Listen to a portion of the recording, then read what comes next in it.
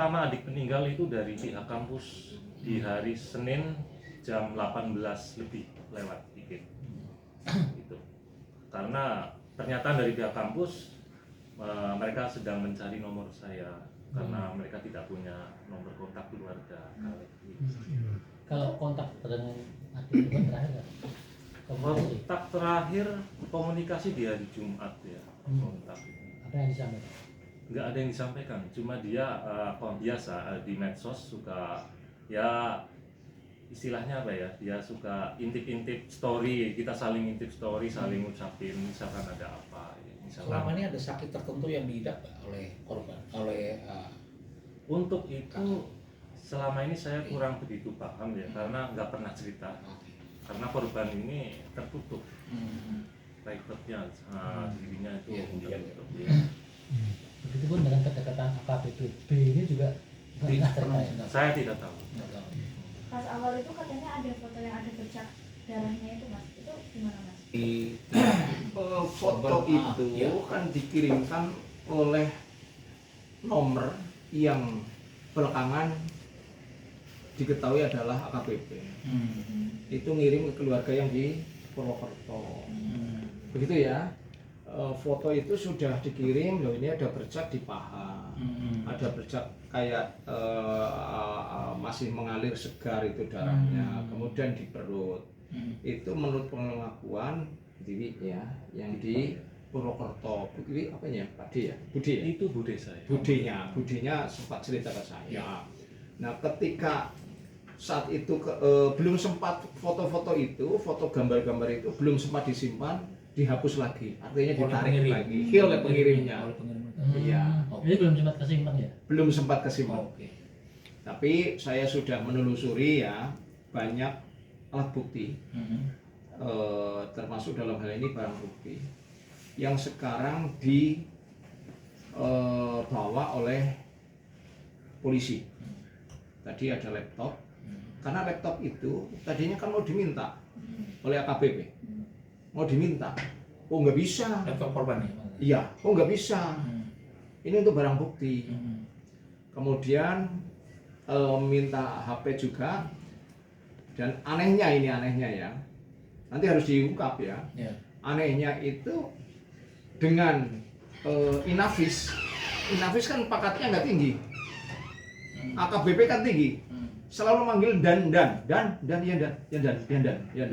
Artinya dia dalam keadaan grogi kan, panik dan bingung gitu loh. Nggak apa-apa, ini dicatat nggak apa-apa.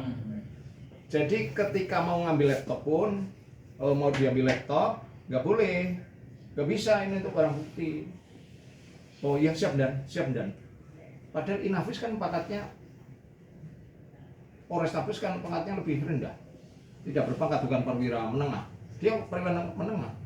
Tapi kenapa selalu ngomong siap dan. Panik, pasti dalam keadaan panik. Nah, keadaan panik, keadaan bisa dikatakan bingung, itu karena ada apa? Kalau nggak ada apa-apa kan nggak usah panik, nggak usah bingung. Nah ini yang perlu diungkap, ya harus diungkap. Kalau polisi jujur, kalau polisi mau transparan pasti terungkap kematiannya karena apa. Jadi saya minta kepada Kapolda Jawa Tengah dan juga Kapolri untuk mengawal perkara ini, kasus ini, supaya Kapolri, jajaran Polri tidak belepotan. Sekarang kan sedang belepotan nama Polri. Supaya baik harus diungkap secara transparan. Kenapa meninggalnya? Kemarin setelah kita melakukan audiensi dengan mahasiswa UNTAD, Bitpropam Polda Jawa Tengah melakukan gelar perkara kasus tersebut, dan hasil gelar perkara tersebut adalah bahwa AKBP B ini telah diduga melakukan pelanggaran kode etik profesi Polri. Pelanggarannya adalah yang bersangkutan tinggal dengan wanita tanpa ikatan perkawinan yang sah. Perbuatan AKBP B ini adalah merupakan pelanggaran kode etik yang berat karena menyangkut masalah kesusilaan dan perilaku di masyarakat. Oleh karena itu, kemarin sudah dilakukan proses untuk penempatan khusus terhadap AKBP B ini selama 20 hari ke depan dan proses verbalisem untuk persiapan sidang kode etik yang bersangkutan. Menurut pengakuan AKBP B dengan saudari D, ini kurang lebih dari tahun 2020. Namun ini harus diyakini kembali, dilakukan pemeriksaan kembali dan harus dilengkapi dengan bukti-bukti pendukung.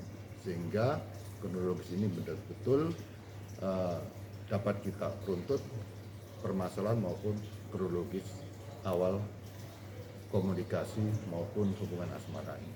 Demikian. Kalau AKBP ini ketika kejadian kan berarti mengaku berada di lokasi ini ya? Yang bersangkutan hasil keterangan sementara betul masih ulangi yang bersangkutan satu kamar dengan yang bersangkutan. Berarti tahu detik-detik korban Tahu. ini? Jadi AKBP J ini adalah saksi kunci dari penyelidikan peristiwa pidana maupun kode etik ini. Kalau Katanya menurut kenapa, dia? Pak, itu bagaimana bisa sampai posisi Nah, bagaimana materi substansi dari perkara tersebut tentunya ini masih dilakukan penyelidikan oleh Reskrim ya. Kita nanti akan menyampaikan hal tersebut setelah dilakukan gelar perkara oleh penyidik, dan oleh karena itu saat ini kita tidak memberikan informasi dan sebagainya karena untuk mendukung proses penyelidikan ini supaya proses penyelidikan ini benar-benar tuntas dan objektif serta didukung oleh scientific crime investigation. Jadi saya tidak menyampaikan secara parsial, saya akan menyampaikan secara utuh nanti proses hasil penyelidikan.